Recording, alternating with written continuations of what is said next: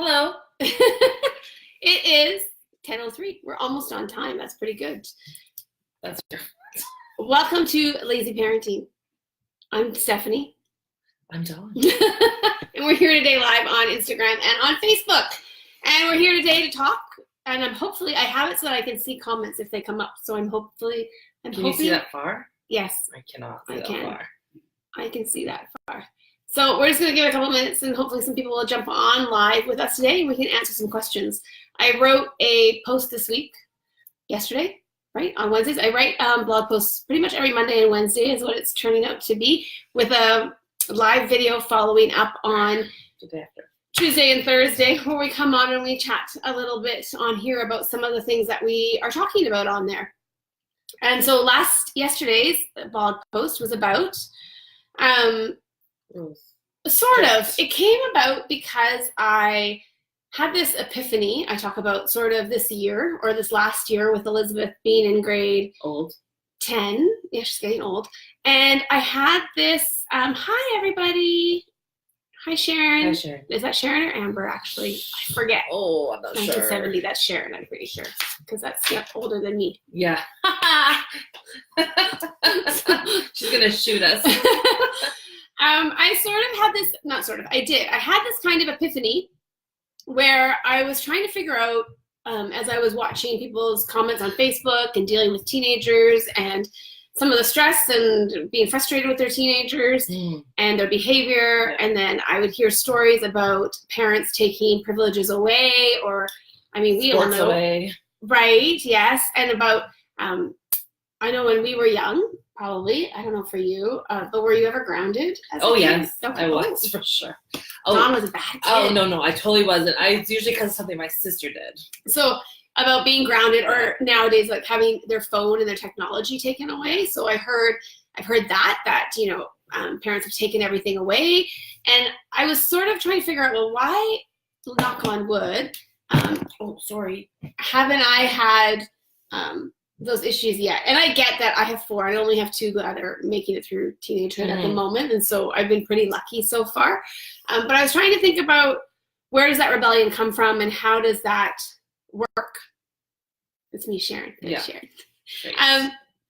And I was thinking about, yes, I have been super strict. So as the children were little, so I had one mom ask me a comment about what apps and at what ages, I think she was asking, do I start to limit what things are? And so it wasn't about starting to limit. It was about starting with nothing and then slowly allowing them to have certain things. So I know that's semantics, and it's a little bit just on how you think about naturally to do things. Right, but it is, although we know mindset is so important though, and so it's all in how you sell it to your kids as well. And so for me, it was about what privileges will they acquire as they get older versus if I gave them everything and then started to take things away from them.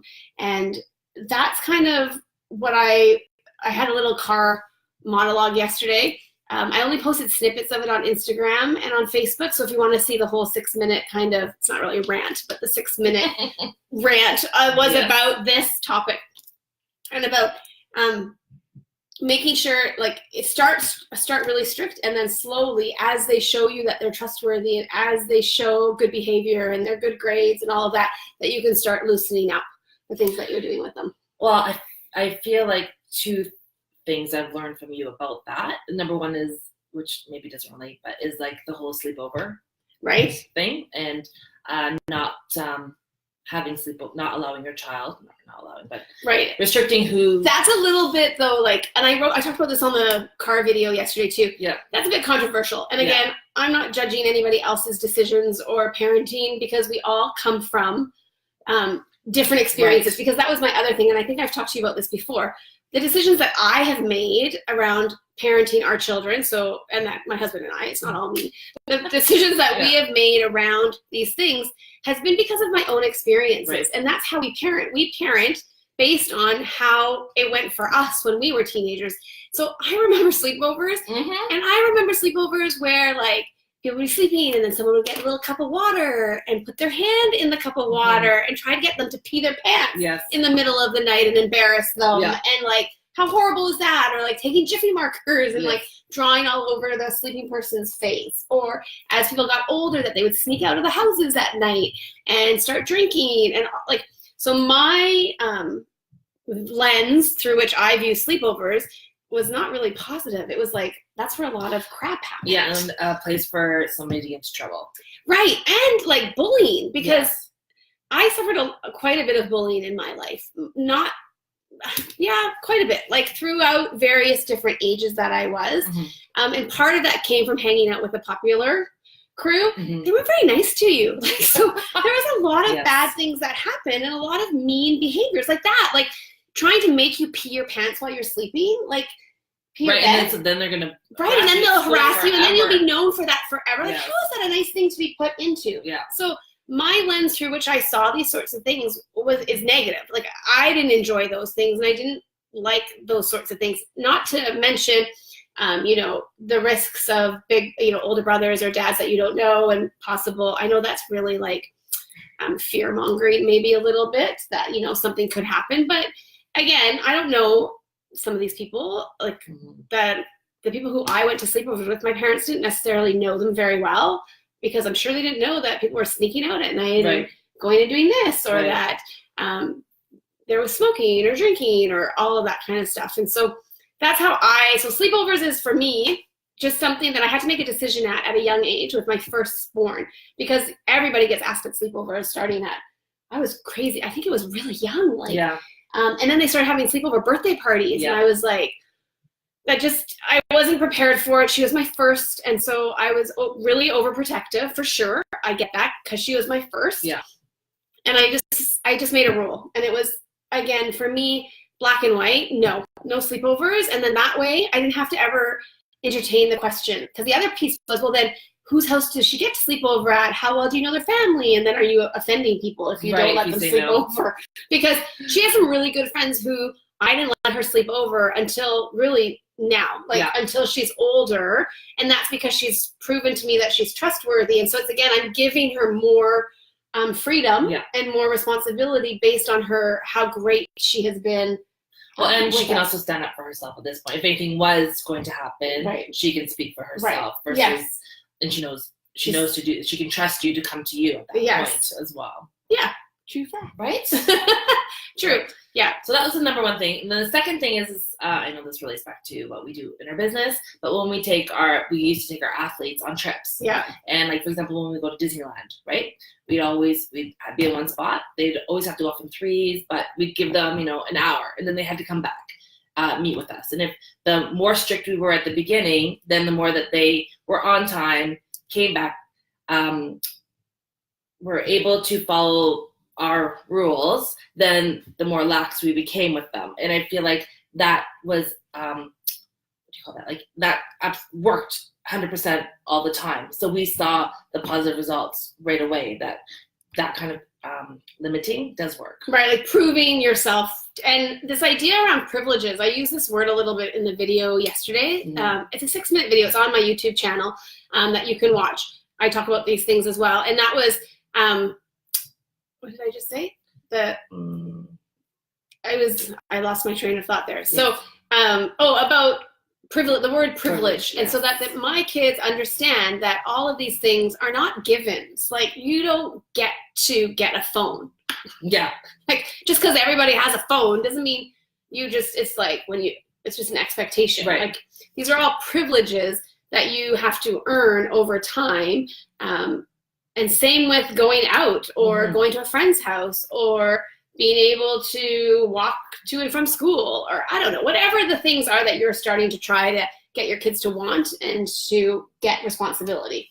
So I think that's important too, that nothing is a given. Like I don't know if this is good parenting or not, but I often let them know, like, I pay for it. Like, that's mine. It's not yours. Right. Like, I paid for it, and I don't know if that's good or bad, but that's how I do it. Like, this is all my stuff. Right. And so you need to treat it well, or it's all about the respect back to the household, respect back to your parents, respect back to your siblings and families as well. Yeah. Yeah. For sure. Yeah. Yeah. So those are the two things that stuck in my mind. Yeah. I definitely have a harder time doing that stuff. Yeah. Because though I agree with it, and I use it in some examples. My other, which doesn't really relate, but it's how my brain works, is about I don't say no to very much because I choose my battles. Mm-hmm. And so maybe I just haven't, I've been lucky that I haven't had to like come up with those yet. Like Riley does do sleepovers, but I have limited it. She has 3 friends she's allowed to sleep over with because I am friends with their parents. And we became friends. I became friends with the parents first prior to allowing the sleepover, but there's only those 3, and Riley knows better to ask than anybody else. And she understands my reasoning why. But with the boys, I find boys don't even ask for sleepovers. No. It's weird. I mean, it's not weird. I'm happy about it, but I think it's definitely more a girl thing than a boy thing. Yeah. But anyways, I find that I haven't had to limit anything because, or maybe I have in a way that I just haven't realized. Like they know they're not getting a phone just because. This is funny. So right now, you know how Fortnite is a really big thing? Do you know what Fortnite is? I don't know what it is, but I've heard so much about it. So I'm assuming it's a video game. Right. I'm not assuming. I know it's a video game. And every child between the ages of like, I don't know how young people play it, from 8 to whatever. 50? Yeah. No, I don't know. Are playing Fortnite. And it's so funny because my 2 oldest are too old for Fortnite. And so my 3rd, he didn't even ask. He goes, I knew you would say no. So I didn't even ask if I could play it. So we have not had the Fortnite phenomena in our house because he didn't even bother asking if he could play. And I don't know if I would have said yes.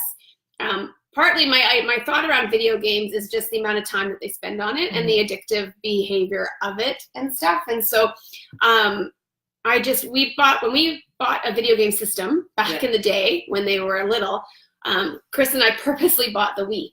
And we bought the Wii because we thought it was like exercise. Right. So we were like, if they're going to play video game, at least maybe they have to like have exercise they play sports. And we started very low key. And then somebody asked me about what kind of things I ban. And so what we kind of banned from the house is anything that has to do with fighting. And so we don't have any killing games. We've never had anything like that. And I know Fortnite isn't. I've asked my kids about it, and they said, oh, it's like unicorns and like it's like memes, or maybe I'm wrong, but I think it's like other kinds of things. So it's not like the gashing and blood and stuff, but I just think it's funny that he knew not to ask. Right. Because I was going to say no. I don't know if I would have said no, but now I brainwashed him well enough. Right. That's what I mean. They kind of know what they can and can't ask for. So he watches his friends play it, sort of, if they're at school or something. Not that you can really play video games at school, but maybe, or like they talk about it maybe. And so he knows about it, but we don't play it. So I know lots of parents have that going on in their house for sure. Yes. Yeah. Let's not talk about it. Do you have Fortnite? No, but we have other games. Like they play Minecraft. And like Minecraft has so much killing in it. Does it? Yeah, kill sheep. You had to kill the animals. Is there blood and guts and things? Well, it's fake because it's like characters. Yeah. But they also play Star Wars. Yeah. And I thought it was like, oh, Star Wars is fun. Like, but no, Star Wars is killing. And so we have a disagreement in our house about it right now. You have a disagreement. Yes. Right, and so again, you have 2 parents usually in a household, and so you both have to come to the same decision. Yeah. And so Chris grew up in a household with a rule: no guns, none. That has been our rule up to this. Like we don't even let them have Nerf guns. Yeah. But yet, you like play that. Well, because and I don't know if it's just because it's Star Wars and we're like huge Star Wars fans. Yeah. Like so, we are too. Star Wars is a family movie. They've seen every movie except for the last part of number 3. They have not seen Darth Vader or Anakin turn into Darth Vader. They haven't seen that part. Yeah. But they've seen every other thing. And so it's like, but we watch it. So it's the same. Like they just want to kill the intruder. I don't know. I think the piece around video games that is a thing that I think we've done okay is teaching them about their addictive behavior so that they understand that they're addicted, or I understand. I had a little addiction to Candy Crush there for a little while when my children first. I was late to the game of Candy Crush. I've never played it. And they were playing it, and so I got it on my phone. This has happened a couple of times. I'll get a video game on my phone, and then I'm playing it a lot. Right. And then my husband doesn't like it very much, and he gets mad that I'm on my phone playing this and calling me addicted. But it's language that we use in the house. Yeah. It's things that we talk about addictive behavior. Like you've been sitting there, like we call them out on it. Yeah. And I think they understand it. We talk about TV eyes. Yes. We'll say, Katie, you got some TV eyes going on. It's time to take a break. And then she'll kind of self-reflect a little bit on how she's feeling, And I feel like that's an education. Like she then understands, oh yeah, I don't feel so good. Yeah. I've been doing this for too long. I need to get up and Right. go do something. And then she'll ask to go for a walk or get out of the house or go jump on the trampoline or something. And I feel like as parents, if we can do that, if we can teach our children self-regulation and self-awareness about their bodies and what is feeling good and what's feeling bad, or if they're getting grumpy, like calling them out, well, yeah, you've been on your phone, right, or you've been watching TV, grumpiness and that kind of go hand in hand. That's making you not a nice person right now, so you need to stop. And I think if you can start them on that when they're young, they do actually learn and they do understand that and they do tune into that and hopefully not want to feel like that because it's a bad feeling. Yes. We all know that, right? If you're on your phone for a long time, your eyes hurt, your head hurts, you know, and so then giving them options to do other things. So I think that's a good one too. Self-regulation and teaching them how that feels as well. Right, which I think comes back to your original point of the being more strict, right? Because unless you do these things with your kids, they're never going to. Well, and that whole idea of being strict really comes down to the payoff when they're teenagers, because that's why this became an epiphany to me, is because now I'm in the throes of teenagehood with two of the four. The third one's coming. And next year. Well, yeah, he's 12 and a half, but I consider teenagehood like high school. Yes. Because in elementary school. Next year he will be in high school. One more year, right, at elementary school. But anyway, so the idea around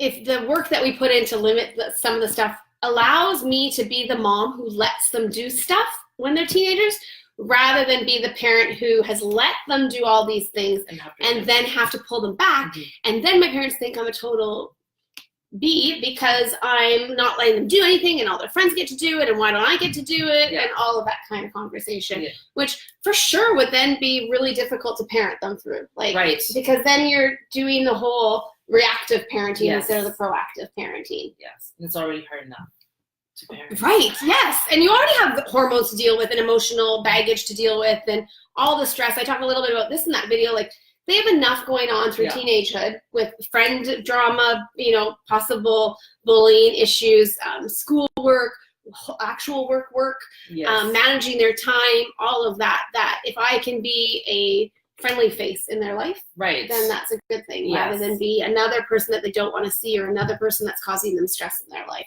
Like, hopefully our home is a place where they can come and feel like they don't have to deal with any of that stuff. Yeah. I mean, that's the goal. Right. Like they want to be around. That was like my other post, right? That they want to be around us and want to be with us all the time. I know. I can't imagine if they all of a sudden decide they don't want to. I do. I see other parents with kids and, you know, that do get moody and again, depression is a super real thing right now in teenagers' lives with the amount of hormones that are going through, their brain changing. I did a post on brain development as well. That most mental illness shows up between the ages of, you know, like 15 and 23. And so there might be biochemical reasons why. And so you need to be on the lookout for those two things too, because that's not necessarily your parenting fault or the child's fault. Those are just things that are happening that then need help. Well, yes, because Riley already is there. Right, signs of anxiety and things like that. When she was 9. She's already seeing a counselor to help her with her anxiety and her negative self-thoughts. Right, and so that's only going to exasperate as she hits puberty. For sure, and the great thing about her situation is that her teacher was the one that helped me figure this out. I knew something was up, but the teacher took the reins and helped me get the first bit of counseling through the school. And the fact that Riley is already learning how to manage her anxiety and her negative self-talk, and the little demons in her head, she's already going to be further ahead than most teenagers. Right. And like, I feel like every person should get their child and counseling. The stigma, I know we know lots of young women and men who are working through depression and working through getting the help that they need, but like the counseling, like getting over that stigma, because I think you suffered with that a little bit at first, not suffered, but had that internal dialogue of, oh, do I, you know, like getting counseling, and there's a bit of stigma around getting counseling, whether it's for your marriage or whether it's for your children, and that there's nothing wrong with it, right? And your kids need help, so you need to get them help. Right, because as much as some parents feel that it's the teacher's job to teach them all this, and they are doing a great job of teaching about self-calming and square breathing and all that in the schools. This is not the teacher's job. Like, they need a professional to show them how to maintain their positivity and how to manage their emotions. A teacher can't, like, again, we expect a lot from our teachers, and as a former high school teacher, I wasn't an elementary school teacher, but I can't imagine in an elementary school having a group of 25 to 30 kids of all different backgrounds, all coming to school, like a handful of them coming to school hungry, a handful of them coming from a home where there's constant fighting and bickering and that, to a handful of those kids having severe learning challenges for whatever reason. Like, to try and manage that, it's near impossible, right? And so if our child is struggling with something, it is important to have that conversation with the teacher, because they spend a lot of time with your child, and they'll be able to help you with that. But you need to go and then get some outside help, if at all possible. And there is lots of help in the school, free help, right? Well, in the school system, you have to be deemed high enough priority to get the help. But in your community, we went. Luckily, one of our cheer moms is a counselor, and so she directed me to. We live in Delta Assist. There's in each city has for youth free counseling, so you just need to reach out and find who you can get it through, and then they just do an observation of your child, and they said to me Riley could use some help, and so they got her in, and it was only like a 2 or 3 month wait. It was not long for us. I didn't know that. See, look at you, learned something that's new today. She had weekly counseling. Yes, right, because it is expensive. Because I did pay for it at first, and then found about the free stuff, and the free one was the lady there was much better than the one I paid for. So there you go. So but don't be afraid to do it, because it'll only help your child, manage through their emotions that are totally up and down, and that will help them. And I'm going to make a parallel, and this will be the last thing that I talk about today, is about driving. Because about what? Driving. Okay. So I have a 16-year-old, right? Yes. So it's time to teach her how to drive. And you'll see the connection in a second. In regards to should I hire somebody to teach her to drive, or should I teach her to drive?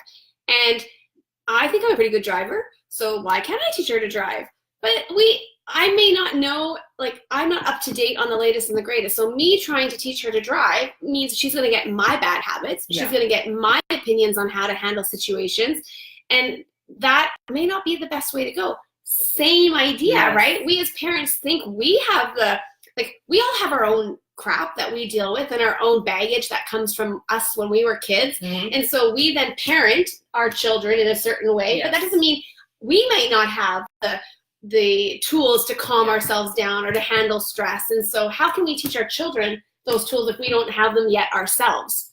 Right? Like, that's where help from an outside source is really important. And how many parents or how many people do you know, like ourselves, like, I don't know, are we self-reflective enough to know what our strengths and our weaknesses are, and what we are able to help our children with, and what we are not the person to help our children with? Well, I knew I was not the person to help Riley, because she had a hard time expressing her feelings to even me. So I knew that she definitely needed the outside help. But do you see the connection I was trying to make? That, like, using a professional. Right, because we think we can do it, but we might, because we might not even realize that we don't know what we're doing. And so then we're not giving our children those tools that they need. But the connection was to driving, because I paid for someone to come and, like, teach me how to drive, even though I think I'm a pretty good driver, but I don't know all the latest and the greatest, or necessarily all the rules. And so I think that's a key thing to think about as well. Yeah, for sure. Yeah. Wow, we talked about a lot of things. I know, it's random. So that's I try to keep the videos around 25 minutes or so that people can watch them when they're here. I see lots of people on. I would love to see some hearts and some hellos from people, so that the video gets shared and people can follow in and then put in some comments for us as well. Because I would like these videos to become more interactive so that we can answer questions that you might have, and engage in the conversation. Because the point of this is to develop a community around parents where we can all share and answer questions and help each other out. Because I don't know all the answers. I just have my experience, what's worked for me at this point. And again, I've made lots of mistakes, and I'll continue to make lots of mistakes. But if we can learn from those mistakes and try to have do our best at this thing called parenting, it's free to fail stuff. Free to fail. That's what we are. Free to fail. Right? We've got to make mistakes, and that's a motto that we use a lot, and we want to teach our kids as well. So yeah, so that was it. So we talked about a lot of things today. There's a little quick video on YouTube as well of yesterday where I talk a little bit about these things as well. And because the next piece of this is someone made a comment on, I can't remember if it was on Instagram or Facebook, about every child is different. And so you might have these rules, but you need to be able to bend these rules depending on which child you are dealing with, which is totally, totally true. I have 4, and each one is totally different than the other one. They are all their own little unique self, and that means I have to parent them all differently under the umbrella of my parenting style and my husband's parenting style. So yes, we're all Kennedys, and we all have to follow what our family rules are and what our family motto is, but with under that umbrella, there's going to be different rules. So my post is going to be called, fair does not equal. Fair is not equal. Absolutely. And so that's something that kids need to learn at a young age as well, that fair does not mean equal in the classroom, in their life, in their job, as children in a family, that everybody has to be dealt with their own unique abilities. Right. Fair, but fair, but not equal. Fair is different. Yeah. And so that's going to be working on that blog post coming up too. That was one of the smartest, like, my mind was kind of blown when I realized that a few years ago. Yeah. Yeah. I was like, of course it's not. Right. Right. It's like, of course. Yeah. So we'll touch base on that hopefully in the next week or so. I think that's going to be one that I write soon, as well as one around reading and school, because we're going back to school soon. So I'm going to have one on reading, because that's something that I do think in our family has gone well. I have 4 pretty avid readers in my house, and not because they just happened to turn into readers. It was a lot of work to get them to become readers and enjoy reading, and so I have some thoughts on that. So that'll be an upcoming post as well. So I hope you enjoyed it today. It was fun. Do you have anything else to add? No.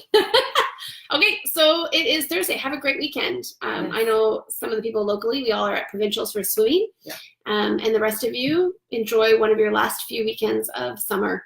3 left. Yeah, for those locally in Canada, anybody that's in the States, I think your kids have already gone back to school, and you have some freedom right now. Yeah, lots of schools have started this week, which is very random. Yeah, all the back to school shopping and things like that. So we'll have to get on that as well. Yes. Okay, everybody. I hope you all have a lovely rest of your day. Enjoy your weekend. Okay, bye, guys. Bye.